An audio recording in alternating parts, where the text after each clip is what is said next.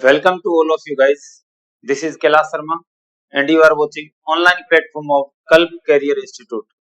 और आज हम रीड स्पेशल साइंस के सीरीज में अपना नेक्स्ट चैप्टर 7th क्लास के एनसीईआरटी का 7th चैप्टर करने जा रहे हैं।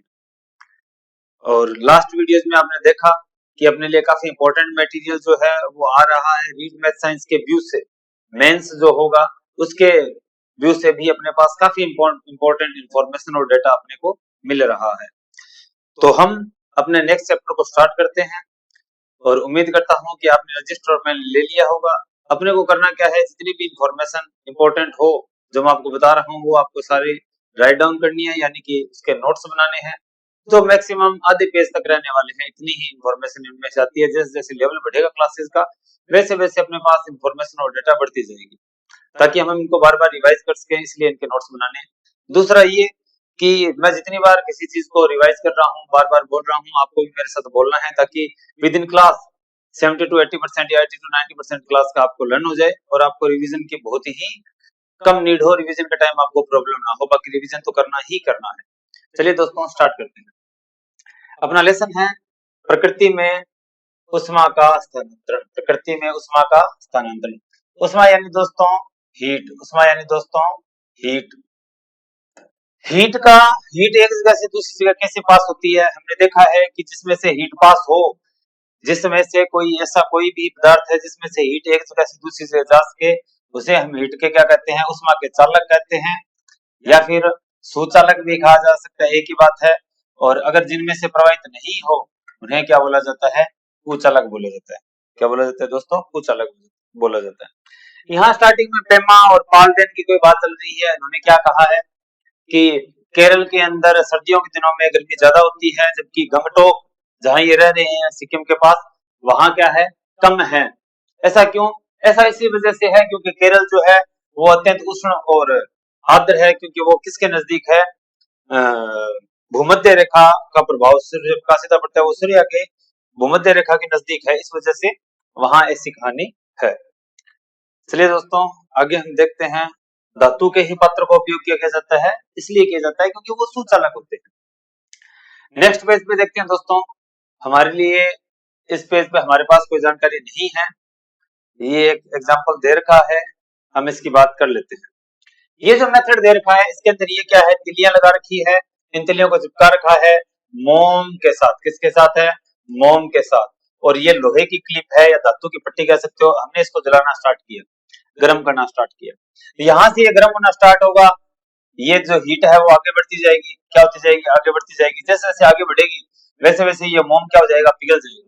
और मोम के पिघलने से ये जो माचिस की तिल्लियां हैं वो नीचे गिर जाएगी। तो इससे हमें मालूम चलेगा कि जो उष्मा है वो इस रोड के अंदर, इस धातु की पट्टी में आगे जा रही है, स्थानांतरित हो रही है। ये जो इस तरह आगे बढ़ना है ये एक विशेष माध्यम, विशेष एक प्रक्रिया के तहत हो रहा है। यानी कि हम पढ़ रहे हैं अभी उष्मा का स्थानांतरण। क्या पढ़ रहे हैं, उष्मा का स्थानांतरण।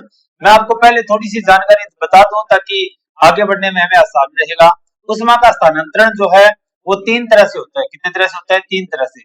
पहला है चालन, पहला है चालन, दूसरा है संवहन, दूसरा है सहवन और तीसरा है विकिरण। तीसरा क्या है, विकिरण। इन तीनों माध्यमों से या इन तीनों तरीकों से उष्मा का स्थानांतरण होता है। चालन में क्या होता है, चालन को आप बोल सकते हो कंडक्शन। क्या बोलते हैं हम इसको, कंडक्शन बोलते हैं। संवहन को हम बोलते हैं कन्वेक्शन।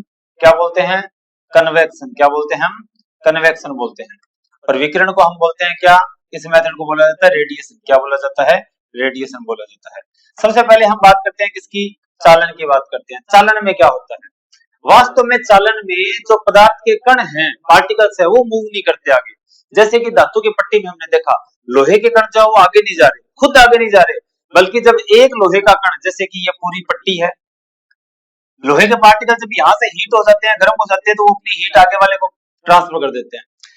ये फिर आगे वाले को ट्रांसफर कर देगा, ये फिर आगे वाले को ट्रांसफर कर देगा, ये हीट आगे वाले को ट्रांसफर कर देगा, ये वाला आगे वाले को ट्रांसफर कर देगा। इस तरह आगे हीट ट्रांसफर होती रहती है, ये मेथड है। But particles don't move, particle खुद मूव नहीं करते। चालन के अंदर ध्यान रखना है, पार्टिकल खुद मूव नहीं करते। और अभी हमने जो मेथड देखा वो कौन सा था, चालन ही था, जिसके अंदर एक धातु की पट्टी को गर्म करते हैं और नीचे तिल्ले लगा रखे हैं, किनकी हेल्प से, मोम की हेल्प से। इसे चालन कहते हैं। वस्तु के गर्म भाग से ठंडे भाग में उष्मा का स्थानांतरण होता है। इसमें खास बात यही है कि कण जो है वो अपने स्थान पर स्थिर रहते हैं और उष्मा जो है वो आगे बढ़ती रहती है। चलिए दोस्तों, आगे बढ़ते हैं। अब हम चालन की बात कर चुके हैं। जिनमें से विद्युत धारा प्रवाह होता है उन्हें चालक कहते हैं, जिनमें से विद्युत धारा प्रवाह नहीं होता उन्हें कुचालक कहते हैं। स्टील चालक है और लकड़ी कुचालक है। धातु जो है वो मोस्टली आपको चालक मिलेगी। दूसरा, यहाँ थोड़ी सी चीजें और है क्या कि यहाँ एक खास जानकारी दे रखी है हमें, वायु क्या दे रखी है, वायु किसकी तरह बिहेव करती है, कुचालक की तरह। किसकी तरह बिहेव करती है, कुचालक की तरह बिहेव करती है।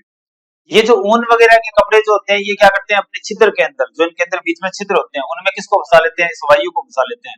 और वायु जो होती है वो कुचालक की तरह बिहेव करती है, तो इंसान के शरीर की गर्मी को ये बाहर नहीं जाने देते और इस वजह से ये गर्म रहते हैं। दूसरी बात, हम सर्दियों के अंदर एक मोटा कंबल ओढ़े, उसकी बजाय हम उतनी ही मोटाई के दो कंबल ओढ़ लें। मोटाई उतनी हो लेकिन कंबल दो हो, थोड़े पतले पतले हो, मोटाई कुल मिला के उतनी हो जाए, तो ये दो कंबल ओढ़ने ज्यादा ठीक रहता है। क्यों? क्योंकि इनके बीच में क्या आ गई, हवा की परत आ गई। क्या आ गई, हवा की परत। और हवा की परत, हवा की लेयर किसकी तरह व्यवहार करेगी, कुचालक की तरह। इसलिए अगर इंसान सो रहा है तो उसकी गर्मी जो है उन कपड़ों से बाहर नहीं निकलती और वो गर्म महसूस करता है। इस वजह से दो कपड़े ज्यादा ठीक रहते हैं। नेक्स्ट देखो, घरों में भी इस मेथड का कैसे उपयोग किया जा सकता है। जैसे कि इसने कोई जगह बताई है, सर्दियों के दिनों में हिमालय के ऊपरी क्षेत्र में उत्तराखंड के उत्तराकाशी नाम की कोई जगह है।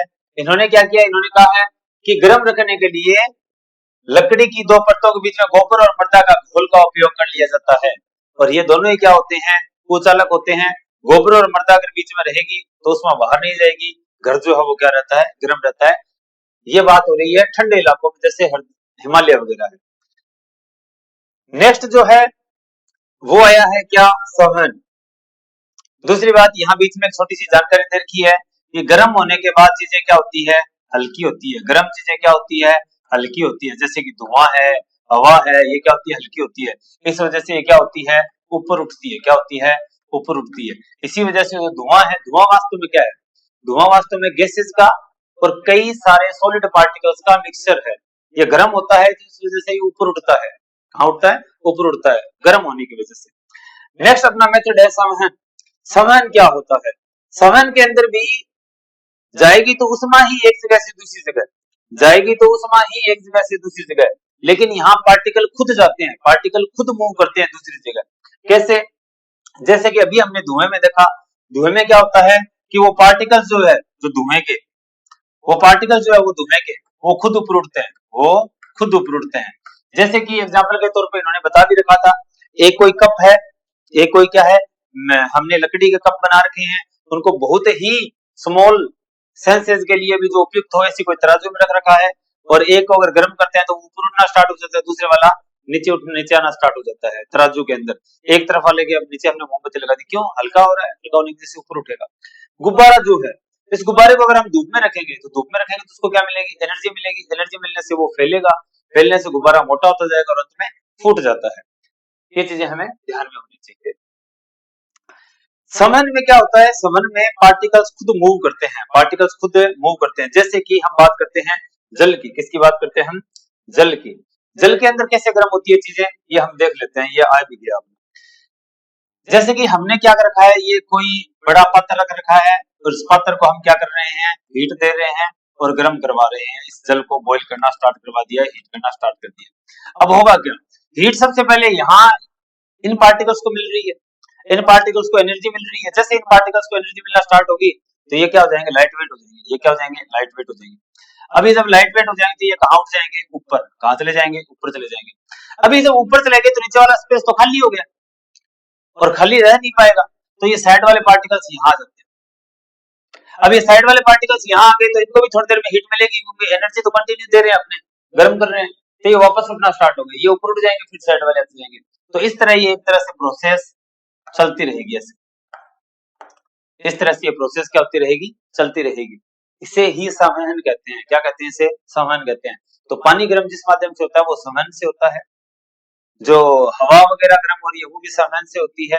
ये आपको याद रखना है। एग्जाम्पल है, हवा का गर्म होना, पानी का गर्म होना, ये कौन से माध्यम से हो रहे हैं, कौन से प्रकार से हो रहे हैं, संवहन से हो रहे हैं, यानी कि कन्वेक्शन से हो रहे हैं। किससे हो रहे हैं? कन्वेक्शन से हो रहे हैं। चलिए दोस्तों, यहाँ द्रव या गैस के कणों के एक स्थान से दूसरे स्थान पर वास्तविक गमन के कारण उष्मा का स्थानांतरण होता है, यानी रियल में ही वो पार्टिकल एक जगह से दूसरी जगह जाते हैं। जैसे कि यहाँ इन्होंने क्या कर रखा है कि यहाँ इन्होंने पोटेशियम परमैंगनेट मिला दिया। क्या मिला दिया? Potassium permanganate. पोटेशियम परमैंगनेट उसी कलर का होता है जिस कलर का मैं पेन चला रहा हूँ, जिस कलर का मैं पेन चला रहा हूँ, KMnO4, KMnO4, ये इसका केमिकल फॉर्मूला होता है। अब जब ये यहाँ बीच में पार्ट KMnO4 पड़ा है, इसको गर्म कर रहे हैं, तो ये वाले पानी को एनर्जी मिली और ये ऊपर उठेगा और इसके साथ KMnO4 ऊपर उठ जाएगा। तो हुआ क्या? ये आप देख सकते हैं कि जो लाल रंग की धारा है, रेखा है, वो सीधी ऊपर उठी है। क्यों? क्योंकि वहां से पानी ऊपर उठा है, क्योंकि इसको एनर्जी मिली है, क्योंकि वो संवहन के थ्रू गर्म हो रहे हैं। चलिए दोस्तों, गर्म जल में संवहन का प्रदर्शन, गर्म जल में संवहन का प्रदर्शन हम कर चुके हैं। नेक्स्ट है स्थल समीर यानी थल समीर या समुद्र समीर।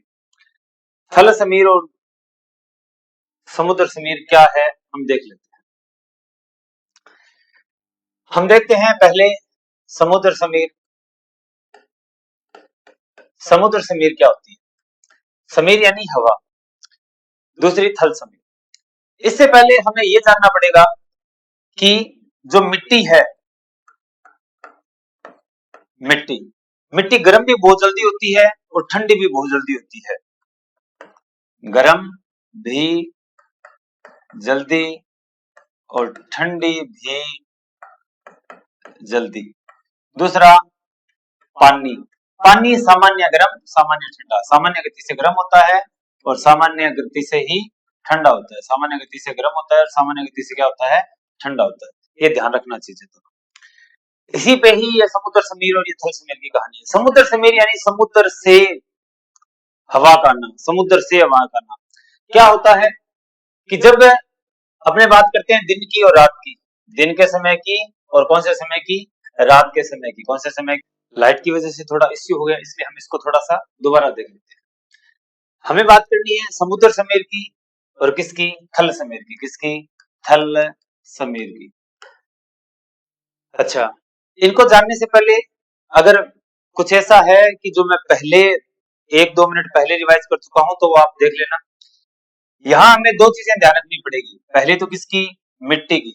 मिट्टी जो होती है वो जल्दी गर्म और जल्दी ठंडी होती है। जल्दी गर्म और जल्दी क्या होती है? ठंडी। जल्दी गर्म और जल्दी क्या होती है? ठंडी होती है। जबकि जो पानी होता है वो क्या होता है? सामान्य गति से गर्म और सामान्य गति से ही ठंडा होता है। सामान्य गति से गर्म और सामान्य गति से क्या होता है?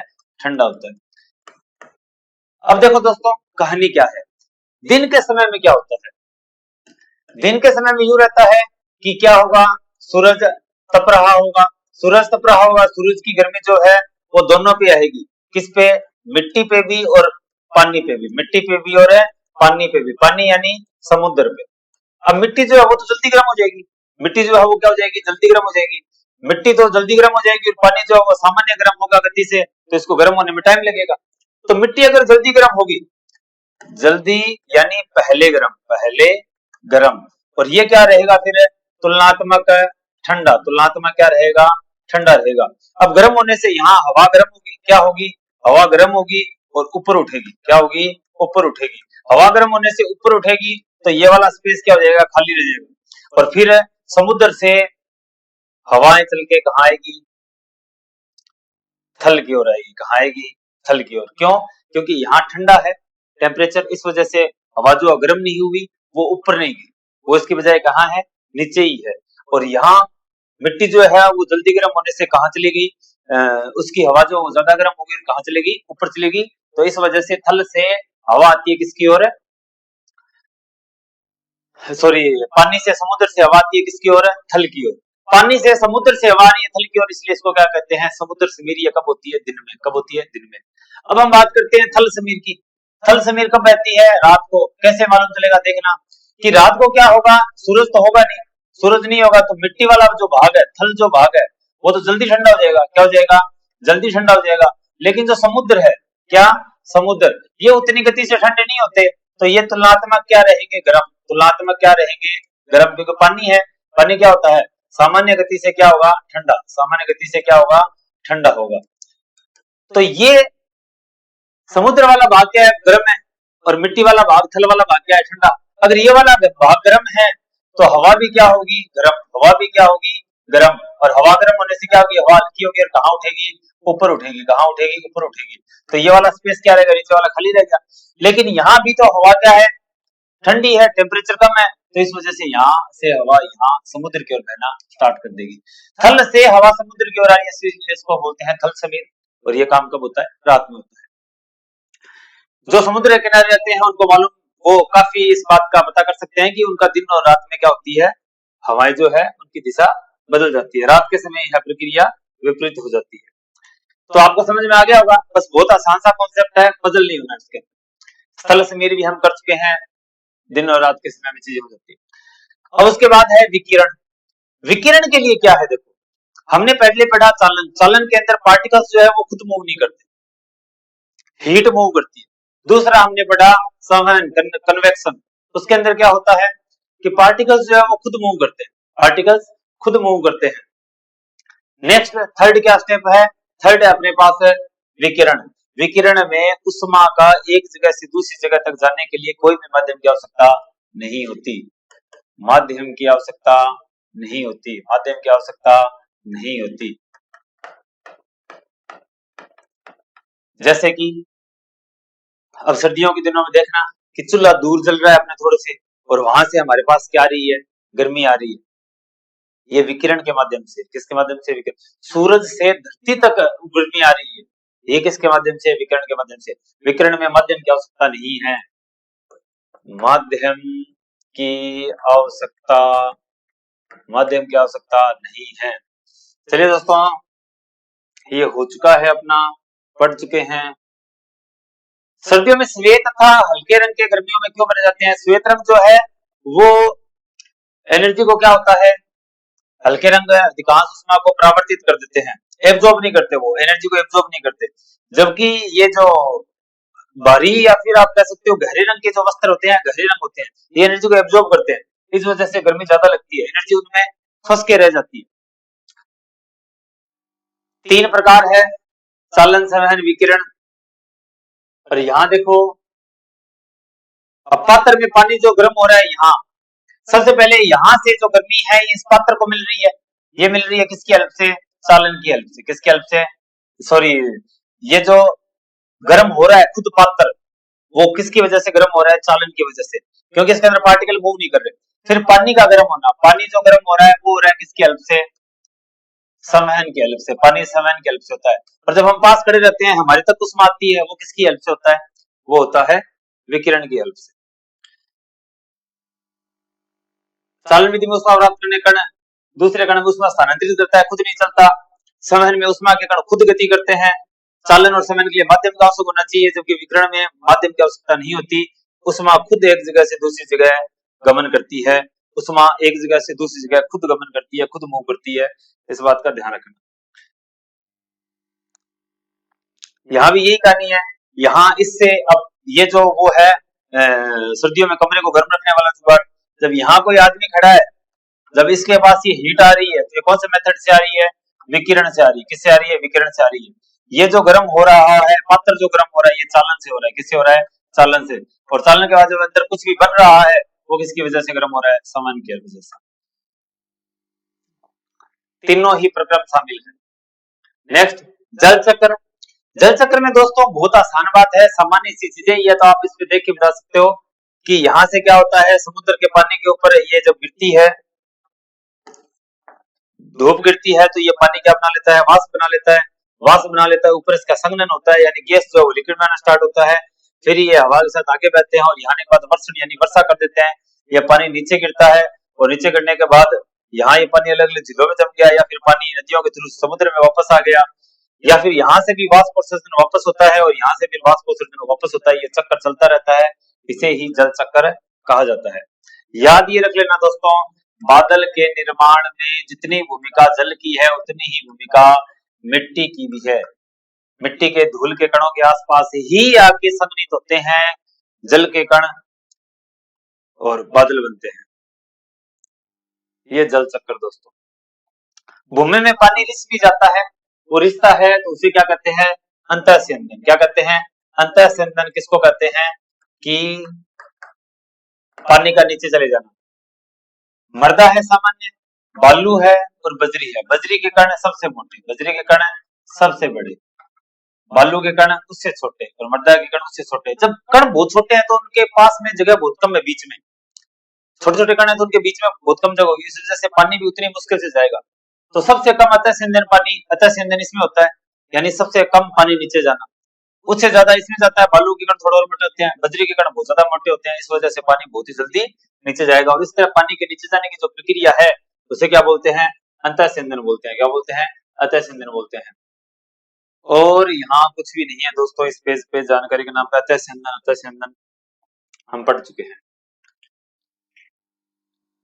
जब ये अतःस्यंदन होता है तो चीजें होती क्या है, चट्टानों के बीच से पानी धरती में नीचे चला जाता है, कुछ मीटर भी, सैकड़ों मीटर भी नीचे हो सकता है। ये भौम जल स्रोत होता है अपना। कौन सा स्रोत है ये, भौम जल स्रोत। यानी जो कुछ कुएं होते हैं, आपने देखा होगा आजकल ट्यूबवेल किए जाते हैं, बहुत बड़ी अमाउंट पर इस पानी का यूज किया जाने लगा है, इतना यूज करने लग गए हैं कि ये पानी की अमाउंट कम हो चुकी है धरती पे नीचे।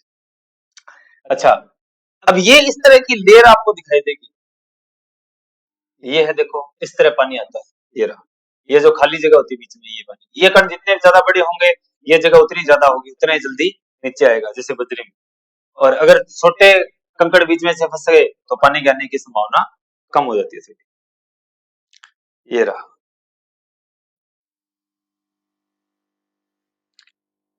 ये पानी देखो नीचे जो कलेक्ट हो रहा है, इसे क्या बोलते हैं, जल भृत। क्या बोलते हैं, जल भृत। और पानी का इस तरह नीचे आना क्या है, अतःस्यंदन। क्या है, अतःस्यंदन। अतःस्यंदन पानी वापस, बरसात हुई पानी नीचे चला गया, इस तरह ये वापस चलता रहता है रेगुलर। तो इसकी आपूर्ति की जा सकती है, बार बार पुनर्चक्रण किया जा सकता है। लेकिन पानी इस तरह से इसका यूज करना स्टार्ट कर दिया गया है कि अब इसकी भी मात्रा क्या हो चुकी है, कम हो चुकी है। हिमस्तूप, हिमस्तूप क्या जुगाड़ है, हिमस्तूप है कि ये बात हो रही है बर्फीले इलाकों की। वहां इस तरह क्या होता है, जैसे ये पानी आ रहा है ऊपर से, अंदर से आ रहा है, पहाड़ के अंदर से कुछ पाइप्स वगैरह लगाई गई और सेट की है, ये पानी प्रेशर के साथ आता है और यहाँ से बाहर ऐसे बूंदों के रूप में गिरता है। जब ये बूंदों के रूप में बाहर गिरता है तो इसकी एनर्जी बहुत कम हो जाती है, बूंदों के रूप में बढ़ने की वजह से सरफेस टेंशन इसमें एक रोल प्ले करता है। जब ये बाहर इस तरह गिरती है तो ये जमना स्टार्ट कर देती है, और ये देखो इस तरह जमना स्टार्ट हो चुका है, ये हिम स्तूप बन चुका है, हिम का स्तूप। और बसंत के दिनों में थोड़ी गर्मियां स्टार्ट होती है तो पानी रिसना प्रारंभ कर देता है, वापस लिक्विड में कन्वर्ट होना स्टार्ट कर देता है और उस पानी का यूज है कर लिया जाता है, इसे बोलते हैं हिम स्तूप। और इस पेज पे हमारे लिए कोई भी जानकारी नहीं है, कर चुके हैं हम। नेक्स्ट पेज पे चलते हैं दोस्तों, यहाँ भी अपने लिए कोई जानकारी नहीं है। नेक्स्ट पेज, यहाँ भी कोई जानकारी नहीं है, और उससे एक साथ है अंतिम पेज, कोई जानकारी नहीं है दोस्तों। तो 7th क्लास में से जितनी भी चीजें थी जहां से क्वेश्चन आ सकता है वो सब हमने कर ली। एक लंबे एक्सपीरियंस, 13 साल का एक्सपीरियंस पढ़ाते हुए हो गए मेरे को, और फर्स्ट मेरा जो एग्जाम था मैंने उसमें सक्सेस ली थी केवल इन्हीं मेथड्स के थ्रू। तो आप रेगुलर रिवीजन रखिए और एनसीईआरटी को ढंग से करिए, सक्सेस निश्चित ही आपके कदम चूमेगी। यहाँ तक वीडियो देखने के लिए धन्यवाद। अगर आपको कंटेंट पसंद आ रहा हो तो आप चैनल को लाइक कीजिए, शेयर कीजिए, सब्सक्राइब कीजिए, अपने दोस्तों को भी शेयर कर सकते हैं ताकि उनकी भी हेल्प हो। यहाँ तक बने रहने के लिए धन्यवाद दोस्तों, जय श्री राम।